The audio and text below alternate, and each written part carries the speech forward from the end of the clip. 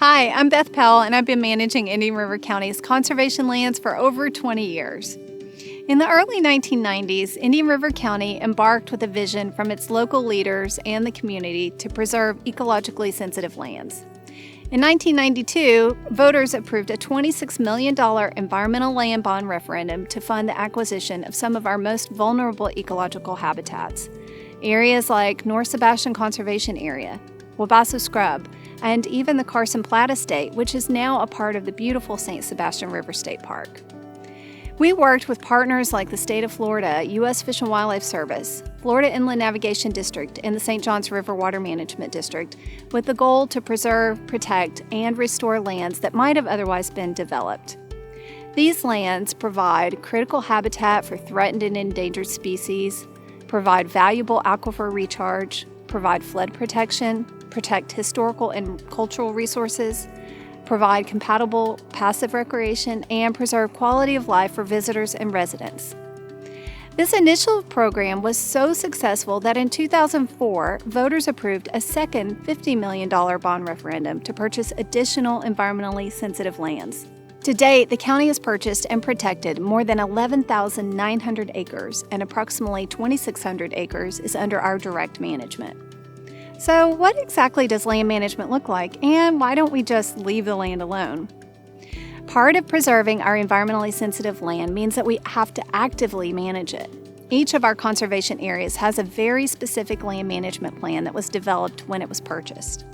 This plan tells us as managers what actions need to be taken in order to keep these species and habitats healthy. Without these management actions, the habitats can degrade and will eventually stop providing the necessary functions we sought to protect. One of the first things that you should know about many of our conservation areas is that most are located within proximity to urban areas. The interface between these conservation areas and development creates what biologists refer to as edge effect. Conservation areas have different habitat types and therefore have different management needs. For example, the activities we conduct in scrub or flatwoods habitats will be very different than that of a mangrove estuarine system. Replicating natural cycles and eliminating or reducing exotic vegetation are two important management objectives. When replicating natural cycles, we are looking to restore habitat and then maintain it in its healthiest state. This provides necessary and essential habitat for many species. Edge effect for most of our conservation areas is a big consideration because the management required for small, highly urban conservation areas will be different than those on larger, more remote tracts. So with this in mind, land management for different areas can sometimes look counterintuitive. In some areas, we might revegetate or plant new trees and plants, while in others, we might be cutting trees down or mowing vegetation. It's really helpful to know what tools we're using and how and why we use them. So, what exactly are we trying to do, and why are we doing it? One of the main goals, as mentioned earlier, is to replicate natural cycles, and in Florida, fire has always been a big part of ecological cycling. For many of our conservation areas, replicating natural fire cycles is a must. We do this for a variety of different reasons, but the first and most important goal is to reduce wildfire threat and to create the potential for applying prescribed fire in a habitat like scrub, pine flatwoods, or even wet prairies. Because Florida ecosystems evolved around fire, it's important to replicate those natural cycles when possible. Did you know that Florida is the lightning capital of the United States? Lightning is responsible for creating these regular fire cycles that would have historically spread through upland to wetland habitats throughout the state.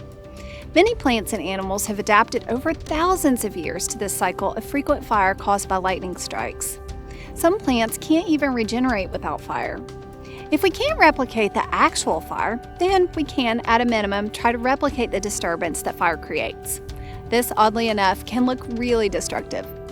One of the first activities that we complete on a conservation area is to create fire breaks.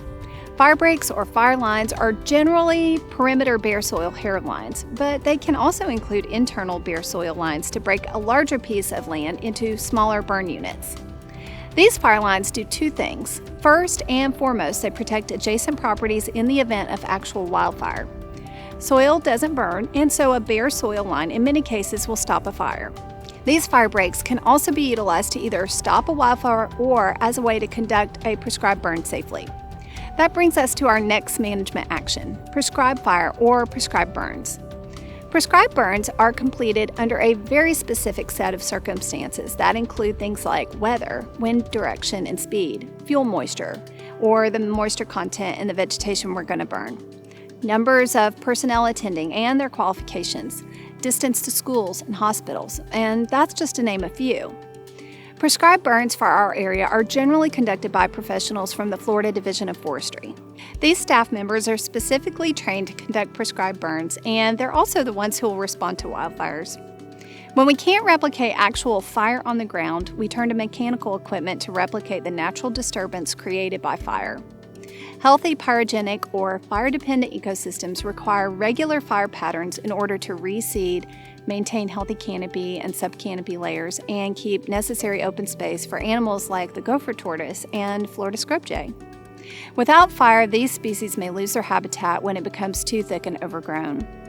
In order to create this disturbance, we use roller choppers and mechanical mowers to reduce the vegetation density and height. In some cases, we may also remove or fell trees within the canopy. Areas like the scrub habitat behind me require these regular management actions. Otherwise, they'll succeed into different habitat, meaning that they'll grow into a different habitat type. Sometimes restoration activities can look quite drastic, but without them, we lose the valuable function the habitat was purchased for. Once the habitat has been restored, then we are simply working to maintain the habitat in its healthiest state.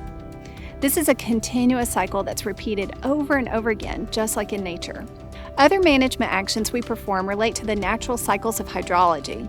Some of the things we are experiencing across the state as land managers are changes in our hydrology. For instance, our wet seasons are becoming increasingly wet.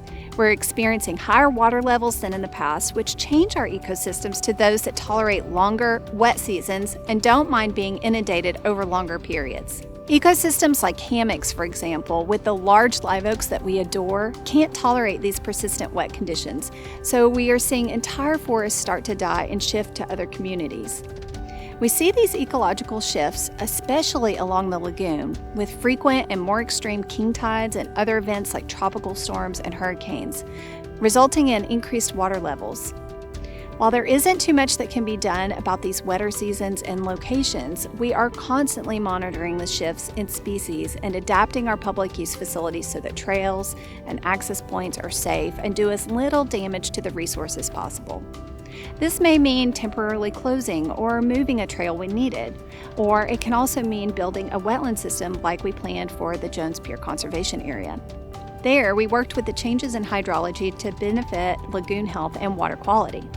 In addition to restoration and enhancement of our conservation areas, we also create habitat in areas where the disturbance has been so great that the natural systems can't recover without some help. Some conservation areas like Cypress Bend Community Preserve, which is an old citrus grove, may never recover without our help.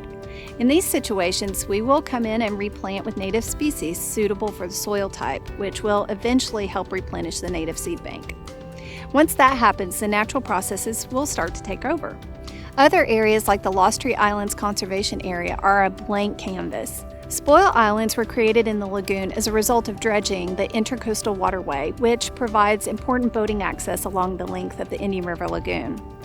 The Lost Tree Islands Conservation Area is a large conservation area, over 500 acres of both upland, wetland, and submerged lands.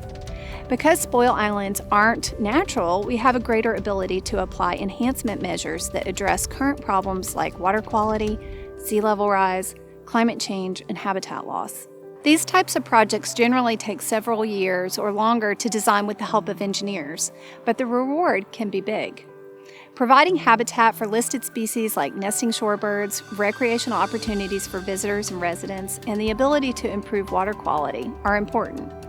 These wetland projects can be designed to strategically harness and create a natural system that filters sediment and removes nutrients from lagoon waters, all while providing habitat and recreational benefits. With the urban interface that many of our conservation areas have, you are likely to see some or maybe even all of these management actions at some time. either in your visit to a conservation area or because you live near one. Don't be alarmed if you see heavy equipment or other activities on a conservation area. If you're ever in doubt or have concerns, contact our office through email or by phone. We're eager and happy to talk to you about the land management actions we are taking on these valuable resources. These lands belong to you, and our job is to manage them to maximize the ecological benefits they can provide, as well as the recreational opportunities you can enjoy, like birdwatching, wildlife discovery, hiking, trail running, biking, and so much more.